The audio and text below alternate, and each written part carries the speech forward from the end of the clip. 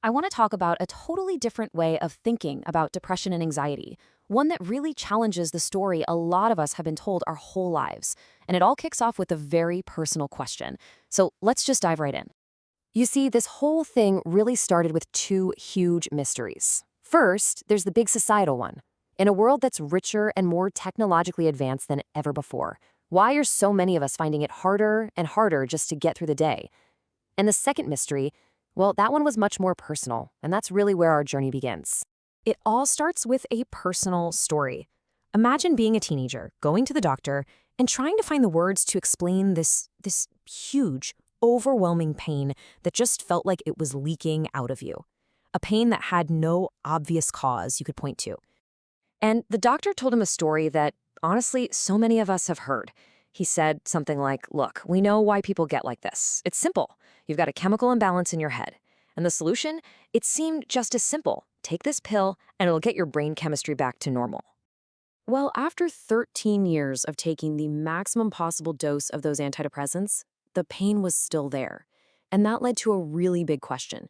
If you're doing everything you're supposed to do, everything the official story tells you, why do you still feel this way? It just became so clear that something bigger had to be going on. So that personal puzzle, it kicked off this incredible 40,000-mile journey all over the world to actually sit down and talk with the leading experts on what really causes and what really solves depression and anxiety.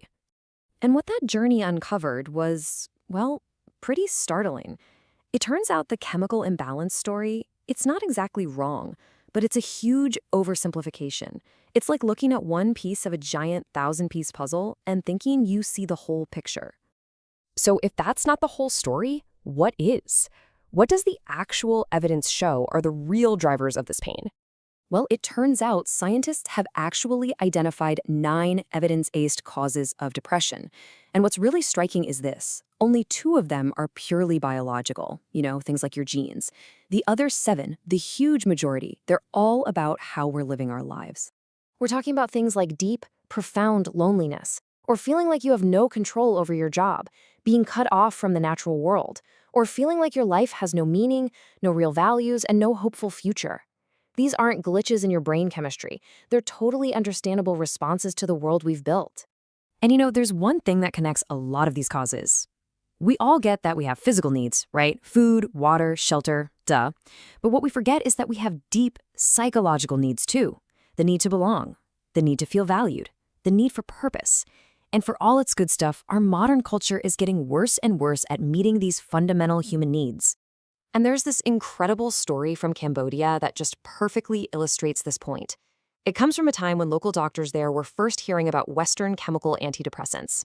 So, imagine this. Western doctors arrive and explain what these pills do. And the Cambodian doctors they kind of shrugged and said, oh, we don't need those. We've already got antidepressants. The Western doctor was totally confused. He thought they meant some kind of herb, but they didn't. Instead, they told him the story. There was this rice farmer, and he'd lost his leg to a landmine. And of course, he fell into a deep depression. He couldn't work, he was hopeless. But his community, they didn't tell him he had a broken brain. No, they sat with him, they listened to him, and they realized, of course he's in pain. His pain makes sense. So they thought about it, and they decided, hey, what if we all chip in and buy him a cow? Then he could become a dairy farmer. And that's exactly what they did. And within a month, his depression was gone. The doctors explained, you see, that cow, that was an antidepressant. It wasn't about fixing a broken machine. It was about the group coming together to solve a real-life problem. Now, this might sound like some quaint little folktale, right? But what's amazing is that what those Cambodian doctors knew intuitively is exactly what the World Health Organization, based on the best scientific evidence, has been trying to tell us for years. If you're depressed or anxious, you are not a machine with broken parts. You are a human being with unmet needs. Okay, so that's the crucial question, right? How do we actually apply this? How do we find our cows when our problems feel so different, like a deep, crushing loneliness? Let's start with a number that it's staggering. A recent study found that 39% of Americans feel like they are no longer close to anyone.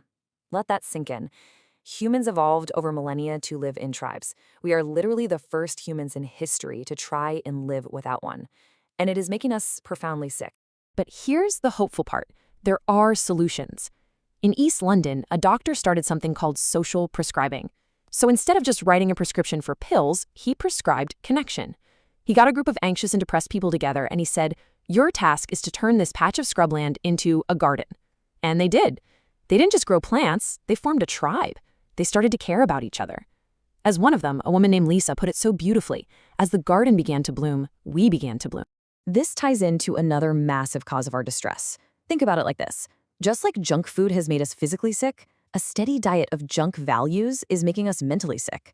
Our culture is constantly screaming at us that happiness comes from buying things, from status, from showing off on social media. But all the evidence shows these things, they just don't meet our real psychological needs.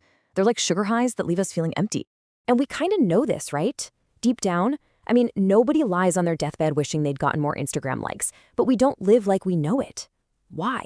Well, as Professor Tim Kasser puts it, we live inside a machine, advertising, consumerism, social media, that is designed, literally designed, to get us to look for happiness in all the wrong places. Okay, so let's pull all of this together.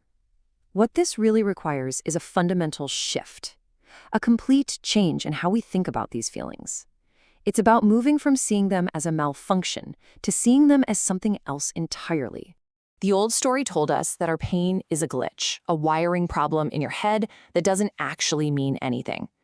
But the new story, the one backed by all this evidence, says your depression is not a malfunction. It is a signal.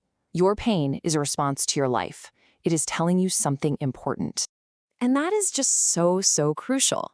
These feelings are not a sign of weakness. They're not a sign that you're broken or crazy. They are a perfectly healthy and sane response to an unhealthy environment. In many ways, they're a form of grief. Grief for the connection and the meaning that we've lost, but that we can begin to find our way back to together. So we end with this question. If we can stop shaming ourselves for these feelings, if we can stop treating them as a fault and start listening to them with respect, what are they telling us? What unmet needs are crying out for attention, not just in our own lives, but in our culture as a whole? That, right there, is the conversation we desperately need to be having.